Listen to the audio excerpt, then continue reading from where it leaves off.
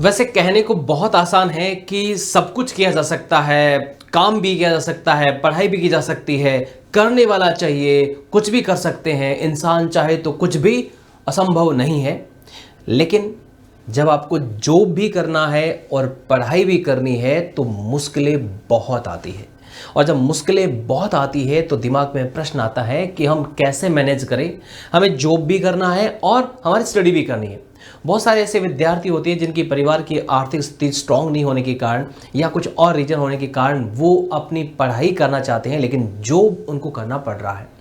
या ऐसे लोग जो जॉब कर रहे हैं उसके साथ साथ में और अपनी स्टडी करना चाहते हैं, तो ऐसे में बड़ी उनको परेशानी आती है। अगर वो जॉब पर ध्यान नहीं देते हैं तो जहाँ पर भी जॉब कर रहे हैं वहाँ जो जॉब देने वाला पर्सन है वो भी कहता है कि भाई आजकल आपका ध्यान नहीं है, जॉब करने का मन नहीं है क्या, हम आपकी जगह किसी दूसरे पर्सन को रख लें क्या। तो ये भी चिंता का विषय हो जाता है कि भाई मेरी जॉब चली तो नहीं जाएगी क्या, जिसकी वजह से मेरा सारा काम चल रहा है वो गड़बड़ तो नहीं हो जाएगा। नंबर दूसरी बात, जब जॉब पर ही पूरा का पूरा हम ध्यान दे देंगे तो हमारी जो स्टडी हमें करनी है वो कैसे करेंगे, वो नहीं कर पाएंगे, उस पर टाइम नहीं दे पाएंगे, तो मैनेज करना बड़ा मुश्किल हो जाता है। तो हम कैसे मैनेज करें, हमारी स्टडी भी हमारी ठीक से हो जाए और हमारा जॉब भी ठीक से चलता रहे, दोनों को कैसे मैनेज करें। नमस्कार, मैं हूं प्रताप राजपुरोहित, नेहल वर्चुअल स्कूल प्रिंसिपल। प्यारे विद्यार्थियों, मैं कोशिश कर रहा हूं जो विद्यार्थी जॉब कर रहे हैं और उसके साथ साथ में पढ़ाई भी करना चाह रहे हैं तो उनकी हेल्प कैसे हो सकती है, वो मोटिवेट कैसे हो सकते हैं, वो अपने आप को किस तरह से स्ट्रॉन्ग रख सकते हैं कि नहीं हम मैनेज करेंगे और इस तरह से करेंगे कि हमारी जॉब भी बढ़िया तरीके से होती रहेगी और हमारी पढ़ाई भी ठीक से हो जाएगी। तो कुछ मैं टिप्स आपको देने वाला हूँ, कुछ पॉइंट आपको बताने वाला हूँ, उसको अगर आप एनालिसिस करेंगे तो निश्चित रूप से आपको बहुत फायदा मिलने वाला है। चलिए शुरू करते हैं। प्यारे विद्यार्थियों, सबसे पहले बात तो आपको एनालिसिस करना आपके 24 आवर के टाइम को, आपका जो 24 घंटे का टाइम है उसको आपको एक एक टाइम का एक एक पल आपको देखना पड़ेगा कि वो कहाँ कहाँ पर आप स्पेंड कर रहे हैं। 24 घंटे आपको देखना पड़ेगा आपके जॉब का टाइम क्या है। मान लो आपकी जॉब का टाइम, मान लो कि आप कहीं फुल टाइम जॉब नहीं कर रहे हैं, कम टाइम के लिए जॉब कर रहे हैं तो हो सकता है आपको समय थोड़ा ज़्यादा मिल जाए। लेकिन आप फुल टाइम जॉब कर रहे हैं, कहीं पर 8-9 घंटे दे रहे हैं तो उसके बाद में आपके पास समय कम रहता है। तो 8-9 घंटे में तो आप वहाँ पर आप यूटिलाइज नहीं कर सकते, वो तो जॉब का समय है। मान लो कि वहाँ पर कोई रेस्ट मिलता है और आपको लगता है कि नहीं थोड़ा यूटिलाइज किया जा सकता है तो कोशिश कर सकते हैं। बाकी मैं वहाँ पर आपको इसमें ऐड ऑन नहीं कर रहा हूँ। आपके जॉब के समय में तो आप अपनी स्टडी नहीं कर सकते, उस टाइम को तो आप निकाल दीजिए। आपके पास 24 आवर में से मान लो कि 8 घंटे की आप जॉब कर रहे हैं तो आपके पास सिर्फ और सिर्फ 16 घंटा बचते हैं। कितने? 16 घंटे बचते हैं।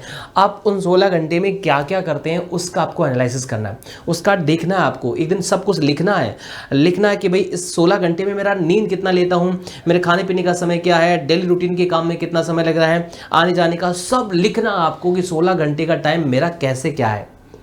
उसमें जो टाइम बच गया कि यार ये फ्री टाइम है, मेरे पास इतना फ्री टाइम है, उसको स्टडी के लिए यूटिलाइज करना है। अब औरों विद्यार्थियों की तरह आप नहीं कर सकते हैं, आपके पास जो फ्री टाइम है उसको आपको यूज़ करना पड़ेगा, उसका बेस्ट यूज़ करना पड़ेगा क्योंकि आपको करना है।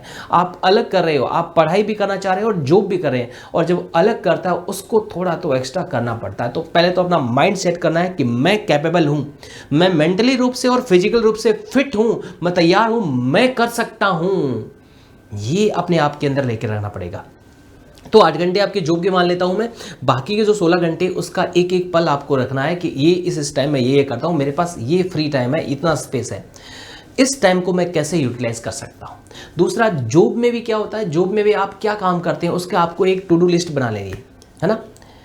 आपको एक टू डू लिस्ट बना लेनी है कि भाई मुझे क्या क्या करना है, पूरी की पूरी लिस्ट बना लें कि मुझे करना क्या क्या है, ताकि आप जॉब में प्रायोरिटी के हिसाब से काम कर सकते हैं। उसके बाद में जितना भी है, आप कई बार हम क्या मल्टीटास्किंग बनने की कोशिश करें, मैं ये भी कर लूँ, वो भी कर लूँ, वो भी कर लूँ, मैं जॉब भी करना है, मुझे जिम भी करना है, मुझे स्विमिंग भी करना है, मुझे डांसिंग भी करना है, मुझे स्टडी भी करना है। मल्टीटास्किंग नहीं बनना है।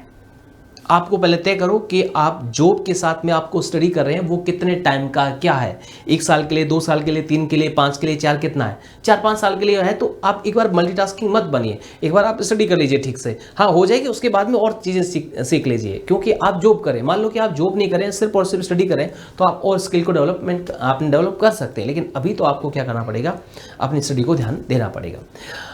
तो मल्टीटास्किंग बनने की कोशिश नहीं करना, जो काम आप कर रहे हैं वही कीजिए और स्टडी पर ध्यान दीजिए, बाकी और सब कुछ करने की कोशिश मत कीजिए।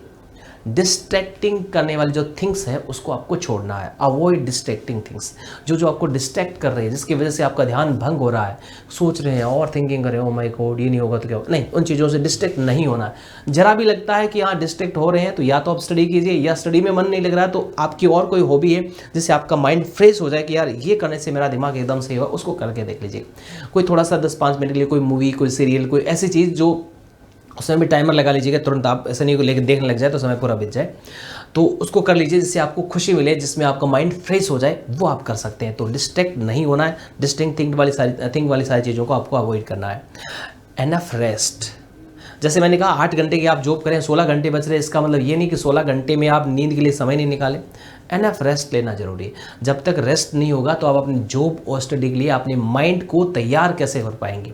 जब माइंड को तैयार नहीं कर पाएंगे तो आप बुक लेके बैठे तो हैं लेकिन आउटपुट नहीं आ रहा है, क्वालिटी नहीं आ रही है, क्वांटिटी दे रहे हैं आप लेकिन क्वालिटी नहीं आ रही है। तो उस क्वालिटी को लाने के लिए आपको एनफ रेस्ट करना है। 6-7-8 घंटे जितना आप कर सकते हैं उतना आपको रेस्ट करना ही पड़ेगा। बाकी के टाइम में आपको स्टडी को आपको मैनेज करना है।